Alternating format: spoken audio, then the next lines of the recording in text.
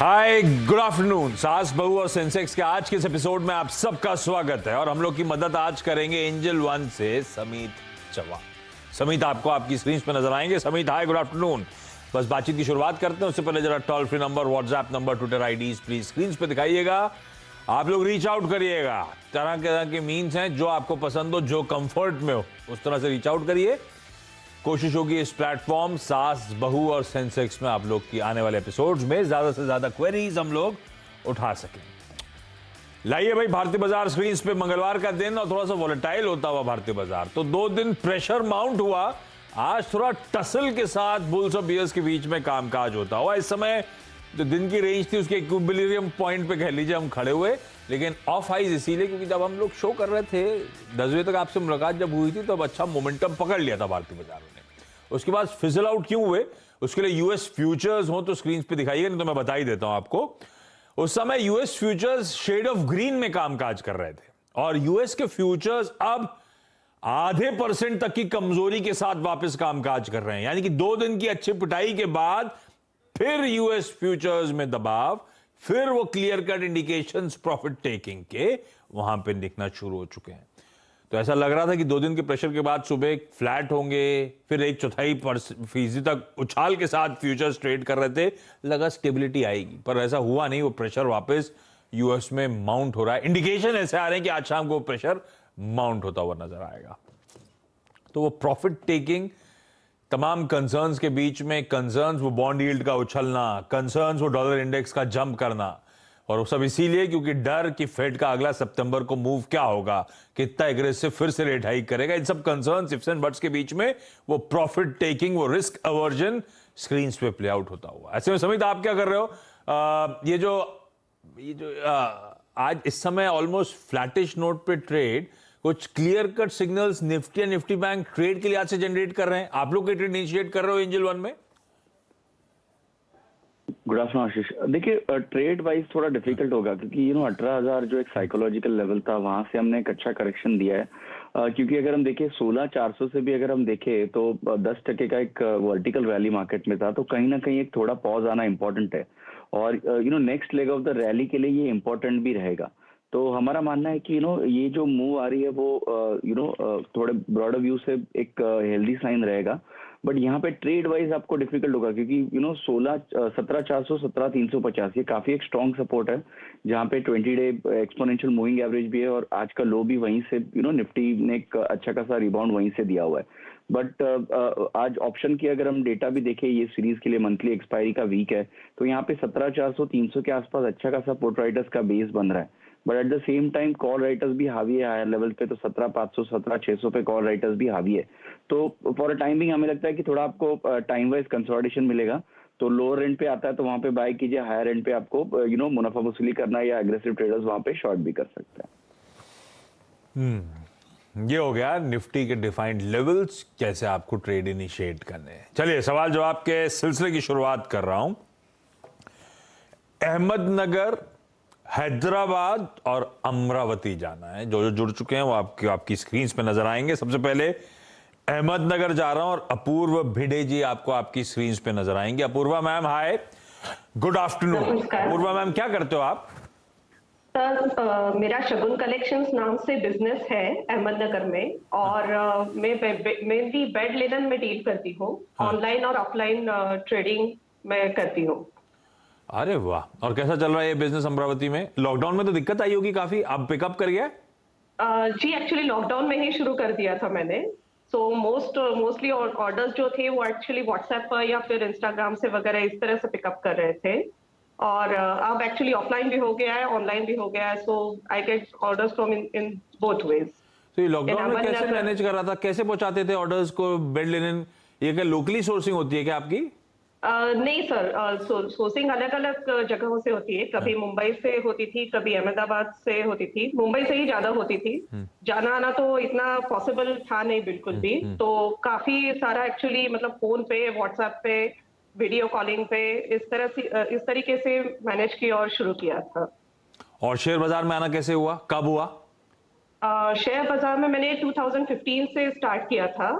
2015 से डिमोनेटाइजेशन तक मैं थी शेयर मार्केट में उसके बाद एक 4 साल का गैप हो गया था, उसके बाद 2021 से वापस से स्टार्ट कर दिया था मैंने।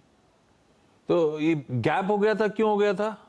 डिमोनेटाइजेशन के बाद मार्केट गिरा था, उसके बाद मन हट गया था क्या?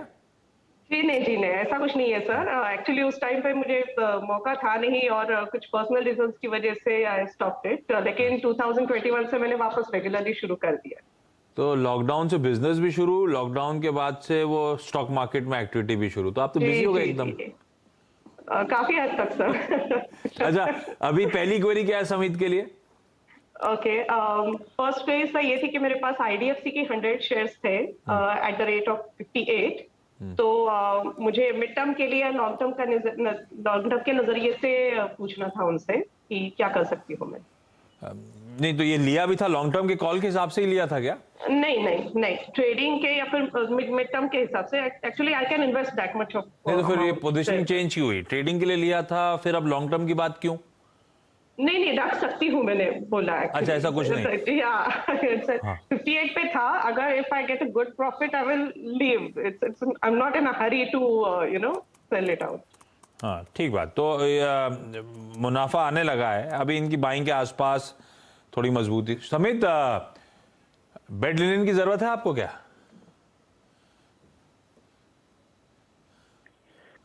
नहीं, फिलहाल नहीं। अरे यार, ऐसा थोड़ा ना, मिलजुल के करना चाहिए ना। अच्छा समित, आईडीएफसी भाई मैंने ट्रेडिंग के लिए लिया हुआ है, मेरी बाइंग से 2-2.5 रुपए ऊपर कामकाज कर रहा है, लेकिन ऐसा कोई समय की पाबंदी नहीं है। ट्रेडिंग मतलब रखना है, अगर अच्छा लग रहा है आपको स्टॉक तो मैं लंबी अवधि के लिए भी रख सकता हूँ। देखिए आशीष, आईडीएफसी ग्रुप के दोनों भी स्टॉक्स है वो ये इतने नोन नहीं है उनके फ्लैम्बॉयंट मूव्स के लिए। जनरली स्लो मूवर स्टॉक्स माने जाते हैं और उनका हिस्टोरिकली अगर परफॉर्मेंस भी देखे तो उतना एनकरेजिंग है नहीं। बट यस, उन्होंने अगर 58 के आसपास के लेवल पे लिया हुआ है, अभी स्लाइटली इन द मनी है और ये होल्ड भी करना चाहते हैं तो थोड़ा फॉर टाइमिंग होल्ड कर सकते, क्योंकि जो रिसेंट उसकी जो प्राइस डेवलपमेंट है वो काफी एनकरेजिंग है और वॉल्यूम के साथ आई हुई है। तो यहाँ पे थोड़े इसके प्रॉमिसिंग साइंस फिलहाल तो लग रहे हैं, तो मेरे ख्याल से ये बने रह सकते हैं। फर्स्ट ऑफ ऑल, अगर इन्होंने ट्रेडिंग के व्यू से लिया है तो इनको स्टॉप लॉस रखना मस्ट है। और ट्रेडिंग का पोजीशन जनरली आप लॉस मेकिंग हो रहा है इसलिए इन्वेस्टमेंट में उसमें कन्वर्ट नहीं करना चाहिए, ये एक फर्स्ट रूल होना चाहिए। नेवरदलेस जो पोजीशन उन्होंने होल्ड की है उसके लिए मैं एक स्ट्रिक्ट स्टॉप लॉस यहाँ पे उनको सजेस्ट करूंगा। 51 का स्टॉप लॉस होगा, ये स्टॉप लॉस से होल्ड कीजिए। और देखिए, अगर यहाँ से और थोड़ा ये स्टॉक में वॉल्यूम बिल्टअप आता है तो 70 का लेवल काफी एक इंपॉर्टेंट लेवल होगा। जैसे ये 70 का लेवल ब्रेक होता है, आपको मल्टी ईयर ब्रेकआउट ये स्टॉक में आते हुए दिखेंगे और फिर 80-85 के लेवल तक भी जाते हुए दिख सकता है।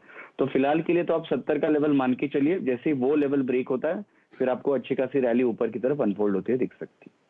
और अपने फ्लैम्बॉयंट मूव्स के लिए जाने नहीं जाते हैं, स्टॉप लॉसेस जरूर ध्यान रखेंगे। रैंक अंडर परफॉर्मर्स रहे हैं वैसे दोनों ही स्टॉक्स, तो 51 का स्टॉप लॉस जरूर ध्यान में रखिएगा मैम। और हमारे डायरेक्टर साहब, प्रोड्यूसर साहब ने कहा है कि वो आपसे बेड लिनन ऑर्डर करेंगे, तो कमीशन का आप प्लीज ध्यान रखना मेरे। मैं लौटता हूं आपकी अगली क्वेरी के लिए। हैदराबाद से नागलक्ष्मी जी जुड़ती हुई। Nagalakshmi ma'am, hi, good afternoon ma'am. Ma'am, आप क्या करते हो?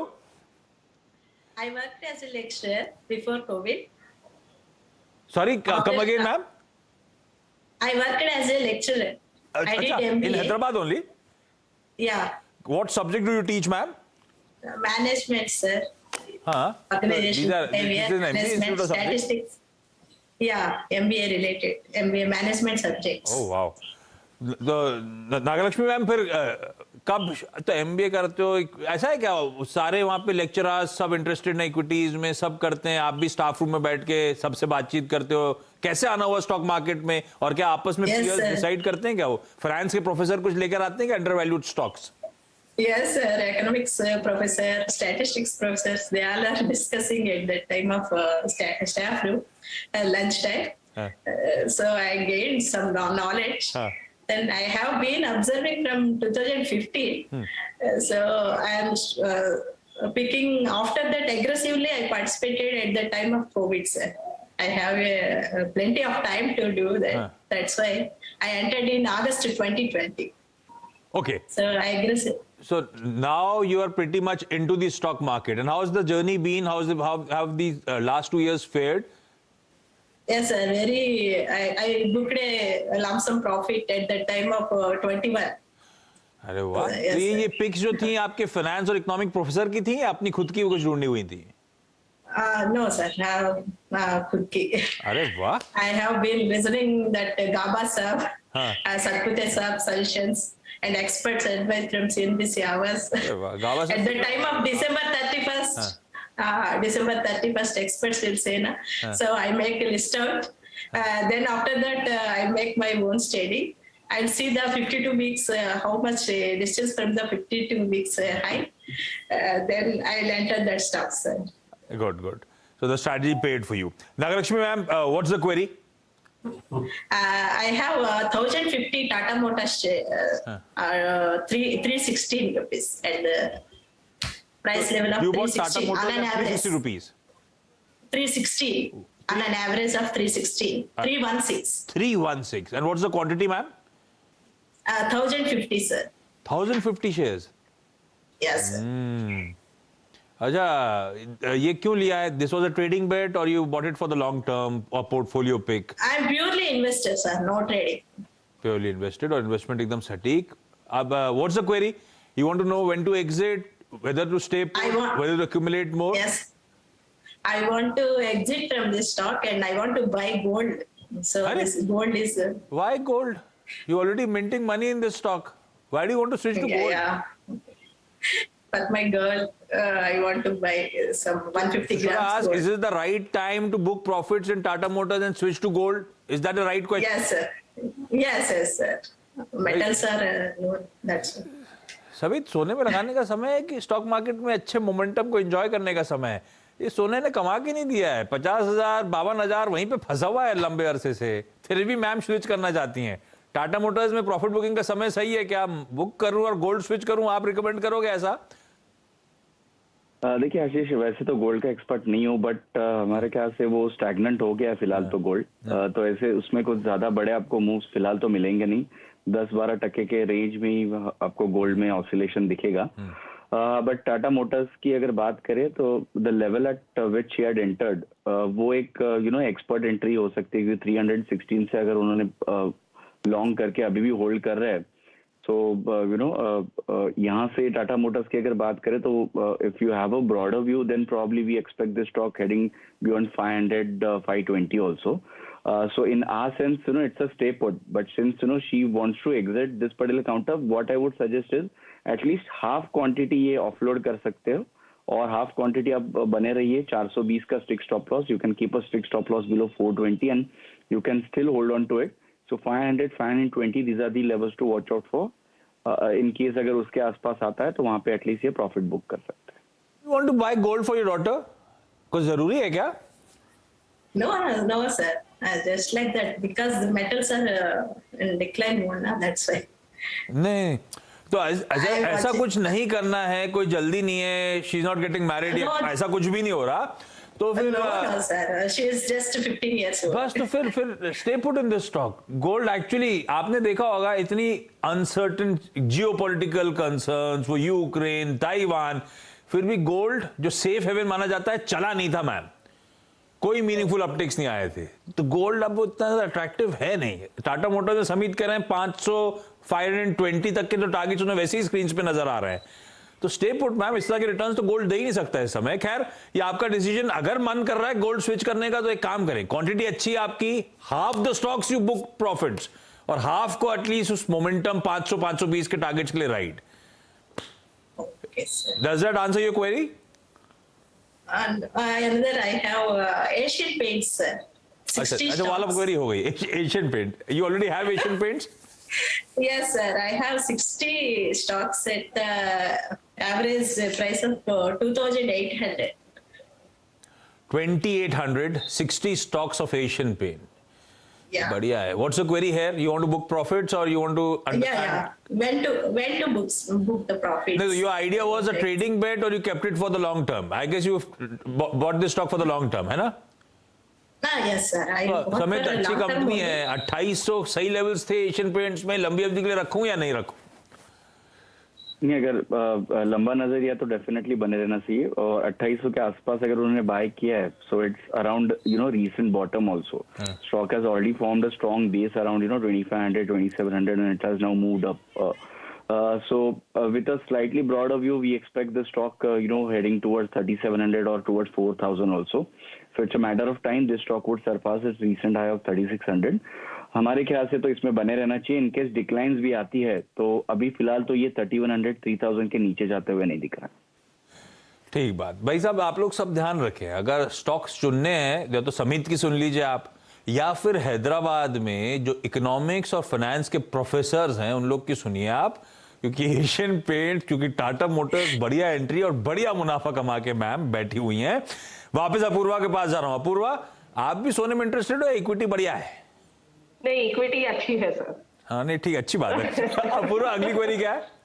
जी, मुझे ये पूछना था कि अभी मैंने 4-5 दिन से टाटा स्टील के ऊपर थोड़ा सा फॉल देखा था, तो क्या ये लेवल सही रहेंगे न्यू बाइंग के लिए, फॉर ट्रेडिंग के लिहाज से? हाँ, समिति सवाल. हाँ. उसके अलावा फार्मा सेक्टर में भी एक्चुअली मेरे सिप्ला में ऑलरेडी बाइंग है 1033 के लेवल्स पे.